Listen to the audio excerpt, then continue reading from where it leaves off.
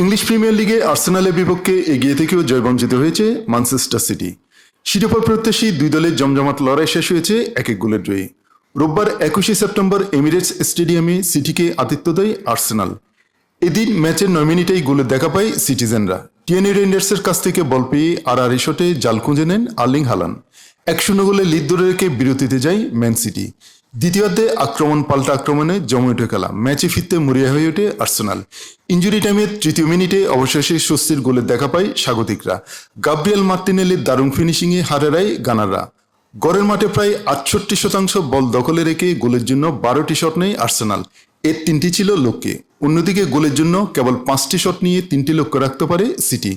5 ম্যাচের 2 জয় ও 1 ড্রয়ে 7 পয়েন্ট নিয়ে 9 নম্বরে আছে সিটি। গত মৌসুমের বাজে ফলের পর এবারও ভুগছে পেপ গার্দিওলার দল। অপরদিকে 5 ম্যাচের সবকটিতে জিতে 15 পয়েন্ট নিয়ে শীর্ষে আছে শিরোপাধারী লিভারপুল। সমান ম্যাচে 3 জয় ও 1 ড্রয়ে 10 পয়েন্ট নিয়ে 2 নম্বরে উঠে এসেছে আর্সেনাল।